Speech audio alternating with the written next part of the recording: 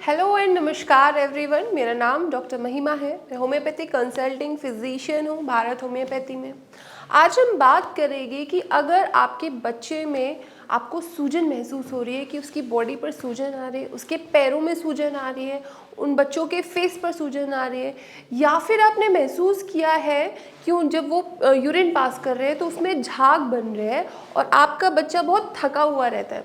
सो ऐसे जो सिम्टम है, ये जो मेरे ओपीडी में पेशेंट आ रहे हैं, मैंने ऑब्जर्व किया है जो भी बच्चों की किडनी में कुछ ना कुछ इशू है, उन बच्चों के ये सिम्टम मुझे दिखते हैं। आज हम बात करेंगे नेफ्रोटिक सिंड्रोम इन चिल्ड्रन। आप कैसे पहचानेंगे कि आपके बच्चे को क्या किडनी की बीमारी हुई है और क्या होता है नेफ्रोटिक सिंड्रोम एक बच्चे के अंदर। जब नेफ्रोटिक सिंड्रोम की हम बात करते हैं तो नेफ्रोटिक सिंड्रोम से सबसे पहला जो पॉइंट मेरे दिमाग में आता है वो आता है कि यूरिन में प्रोटीन लीक हो रही है। अगर यूरिन में प्रोटीन लीक हो रही है तो सबसे बड़ा ये सिम्टम है। अब आप पहचानेंगे कैसे कि यूरिन में प्रोटीन कैसे आपको पता चलेगी? अगर आप यूरिन पास कर रहे हैं और उसमें बहुत ज़्यादा झाग आपको नज़र आ रहा है तो समझ जाइए कि यूरिन में प्रोटीन लीक हो रही है। तो बच्चे के यूरिन में आपको सबसे पहले ऑब्जर्व करना है कि यूरिन में उसके झाग बन रहे हैं या नहीं बन रहे।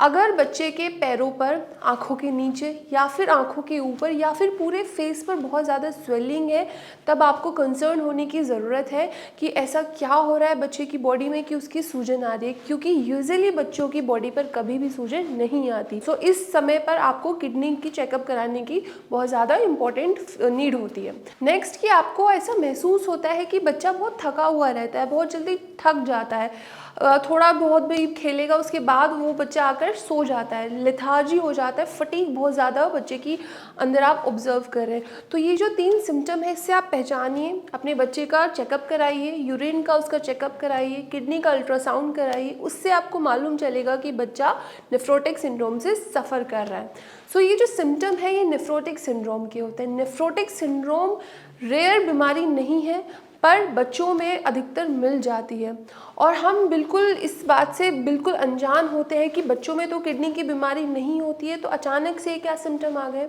अगर आपको ये सिम्टम आपके बच्चे में दिख रहे हैं तो आप इस सिम्टम से पहचानिए कि कहीं ना कहीं उनको नेफ्रोटिक सिंड्रोम हो सकता है।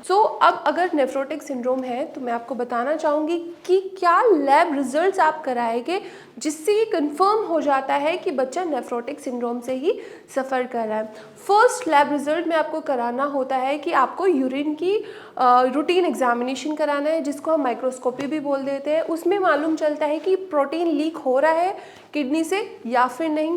सेकेंड, आपका जो बच्चा है उसका कोलेस्ट्रॉल बहुत बड़ा होगा।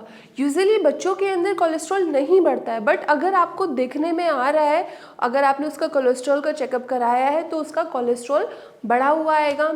थर्ड, बीपी बढ़ सकता है। बच्चों में बीपी नहीं बढ़ता है, बच्चों का बीपी कम होता है यूजुअली, बट अगर आपके बच्चे का बीपी बढ़ा हुआ है, जैसे कि मैं अपनी ओपीडी में ऑब्जर्व करती हूँ कि 140 के ऊपर भी उनका बीपी चला जाता है, तो ये नेफ्रोटिक सिंड्रोम का साइन होता है।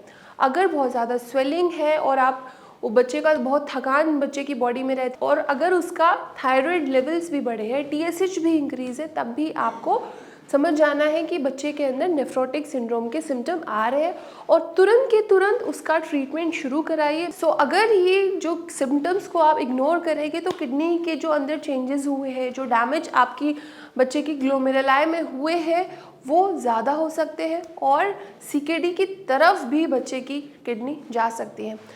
ये सिम्टम पहचानिए और आज ही के आज अगर आपको ये सिम्टम अपने बेबी के अंदर, बच्चे के अंदर दिख रहे हैं तो तुरंत के तुरंत उसका इलाज शुरू कराइए। आई होप ये वीडियो सब पेरेंट्स के लिए हेल्पफुल हो। Thank you.